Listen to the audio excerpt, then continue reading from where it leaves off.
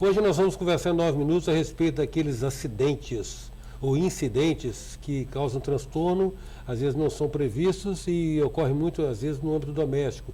Eu me refiro às intoxicações. Para isso nós convidamos uma especialista, doutora na especialidade de intoxicação, doutora Soni Ito, que também é coordenadora do Centro de Atendimento Toxicológico do Espírito Santo, o Toxem.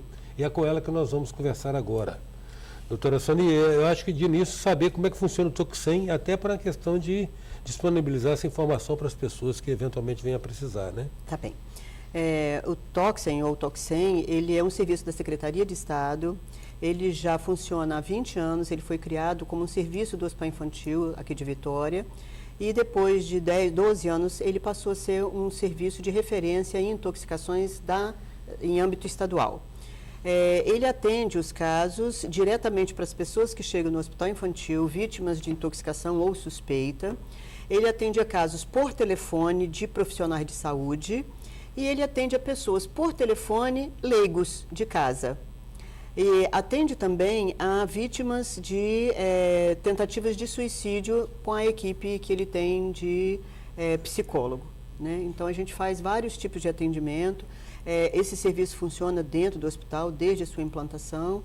Então, a gente tem uma acomodação lá em cima do pronto-socorro do próprio hospital. Quer dizer, a pessoa se depara com um problema que ela suspeita de ser de intoxicação em casa, no primeiro momento pode consultar telefonicamente. Isso. Então, a gente aconselha, inclusive, antes das pessoas irem para o hospital, antes deles saírem de casa, como a grande maioria não conhece ou não sabe a gravidade ou a toxicidade dos produtos, é aconselhável que essa pessoa guarde o telefone do Toxem, deixe ali numa geladeira, deixe num lugar visível, né, o telefone do serviço, para que ele possa estar entrando em contato e tirando a sua dúvida para casos que ele suspeita, ou casos que, principalmente crianças, né, surpreendem a gente com algum ingestão de algum produto ou colocação desse produto na boca ou nos olhos, né? Então a gente orienta que essas pessoas liguem mesmo, né? Doutora Soni, na sua lida diária, na lida diária do Toxem com essas questões, qual é a principal causa de intoxicação? Olha, o carro-chefe das intoxicações são os medicamentos. O segundo vagão, ele pode variar de acordo com a estação. Então, ele pode variar para aqui, para o Espírito Santo, como animais peçonhentos. Ele pode variar para o Rio Grande do Sul, como agrotóxicos, né? Então, ele varia os agentes, as causas, os agentes causadores das intoxicações, a grande maioria, mais que 30%, chega a 35% em algum ano, né, de medicamento. Talvez seja porque a facilidade, né, de você encontrar medicamento, todo mundo tem um remédio em casa, né, o exercício da farmacinha, né, a facilidade com que a gente tem de medicar o outro ou de se automedicar. Então, isso proporciona com que você possa correr o risco, né, de ingerir algum medicamento errado. Mas, na grande maioria das vezes, são as crianças que se intoxicam, né? Ou seja, acidentalmente. Acidentalmente. Então, é aquela criança que a mãe esqueceu, deixou numa caixinha de sapato, guardou aquele produto ali, ele às vezes está até vencido, ela não olha de vez em quando para fazer um controle e joga fora, né, ou desprezar. Então, acaba a criança, numa gavetinha de cabeceira, acaba pegando aquele medicamento. Ou quando tem alguma pessoa de idade tomando um medicamento erradamente, não enxerga direito o remédio, às vezes não quer colocar um óculos, ou não quer acender uma luz para poder verificar que produto que está tomando. Então, tanto na criança como no idoso, a maioria das causas são acidentais. No adulto jovem, vamos dizer, no adulto até 50 anos, 40, 50 anos, a gente considera as intoxicações já são mais para o lado da automedicação, da tentativa de suicídio, né? Então, a gente já considera mais intencional, né? E não tanto mais acidental, apesar de existirem os casos acidentais, onde ele acha que pegou um comprimido e pegou outro, né? Então, é completamente acidental. Agora, a senhora mencionou, a senhora falou que não chega a ser a segunda, eu não sei se é a terceira. Eu gostaria de me deter especificamente na questão do agrotóxico, porque a gente está exposto a isso, a gente está inteiramente exposto a isso no nosso cotidiano, né? Há situações específicas aqui da região de Santa Maria de Jetibá, me parece que esse caso era pelo menos mais acentuado. Como é que está no ranking da senhora lá os agrotóxicos? O agrotóxico para nós é o terceiro motivo de intoxicações em adultos. né? O segundo agente causador de intoxicação para nós são os animais peçonhentos. Cobra, escorpião, principalmente o escorpião. O escorpião ele tem ultrapassado os acidentes por serpente já tem uns 4 a 5 anos. Né? Então o escorpião, talvez pelo tamanho, por achar que ele é um bicho muito indefeso, né? Ele é pequenininho, ele vive muito na zona urbana, então ele acaba se diferenciando um pouquinho das serpentes. Então hoje em dia a gente tem um pico maior de acidentes por escorpião do que serpentes. Em relação aos agrotóxicos, a gente ainda tem bastante caso. Os casos, eles não são mais tão graves, são menos graves hoje em dia, talvez pelo próprio controle da Anvisa em relação aos produtos que eles chamam de grau de toxicidade 1 e 2, né, que são os mais tóxicos. E também por grande divulgação que a gente faz da população, com aulas, encontros, né, com trabalhadores rurais, orientando nas medidas preventivas, né, no uso adequado, na obediência às normas, né, do fabricante, manuseio, uso de equipamento de proteção, tem diminuído, não muito acentuadamente, mas já diminuiu bastante. Né? Nós estamos em 9 minutos conversando com a doutora Soni Ito, coordenadora do Centro de Atendimento Toxicológico do Espírito Santo, o Toxem. Voltamos já.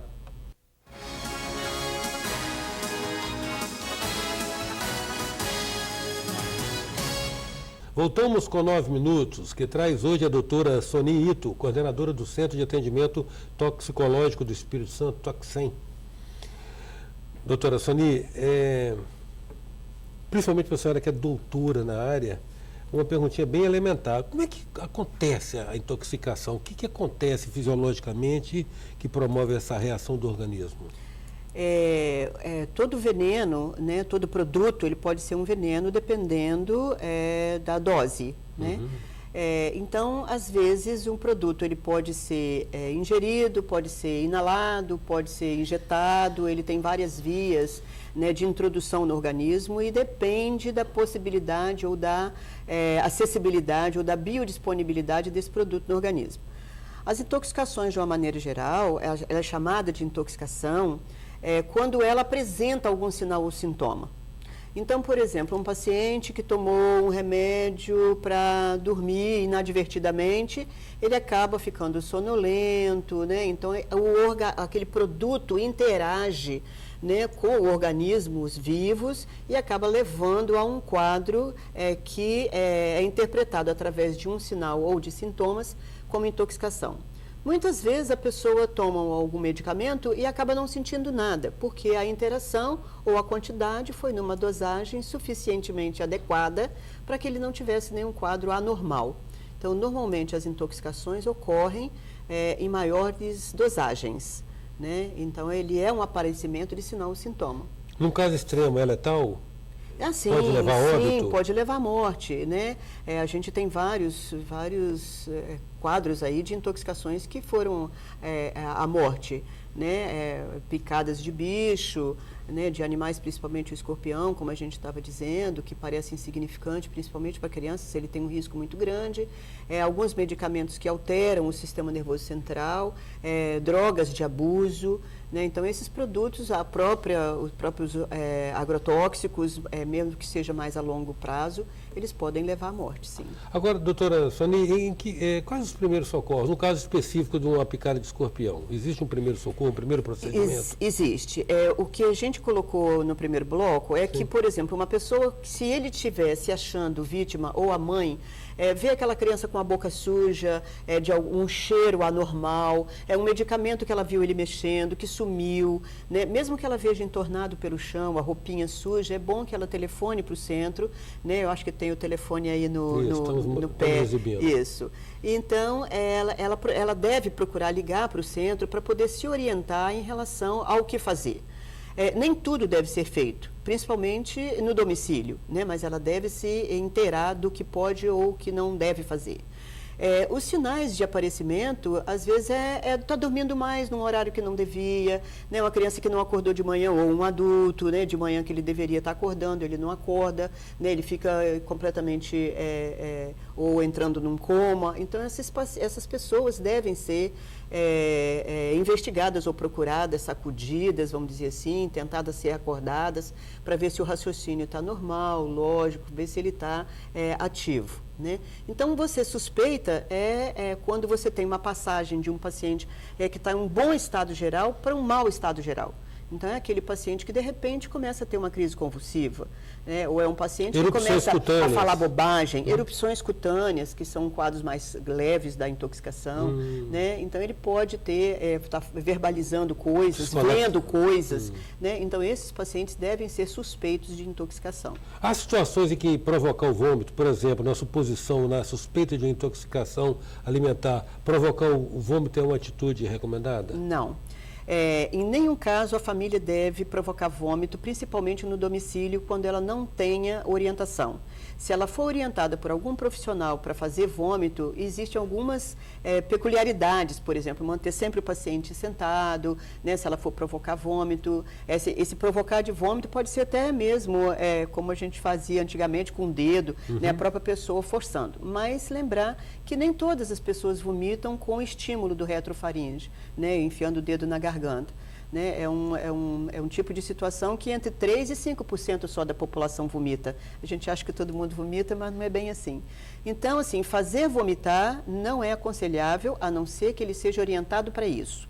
Né? Então, principalmente pacientes deitados, pacientes inconscientes, em coma, né, muito agitados, eles não devem ser feitos vômitos.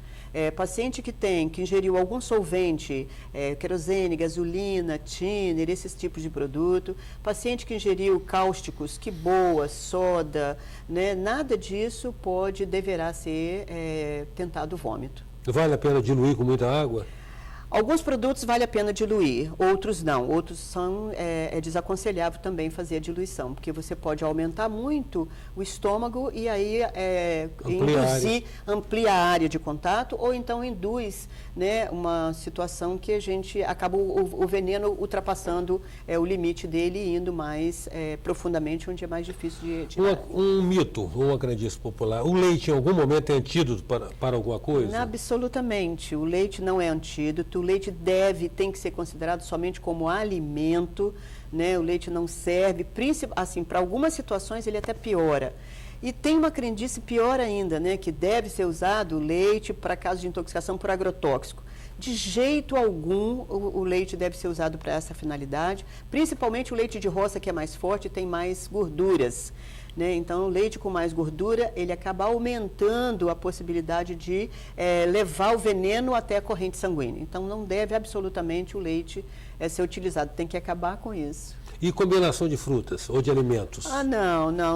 De jeito nenhum. Não. Antigamente a gente via, né? Não pode comer jaca com abacaxi, abacaxi com leite. Nada disso, né? Hoje em dia a gente vê inúmeras combinações aí de frutas sem problema nenhum, a não ser que a pessoa já tenha alguma alergia ou algum quadro, uma predisposição individual a um determinado produto. Corantes, né, proteínas, então eles devem ficar mais, evitar esse tipo de combinação.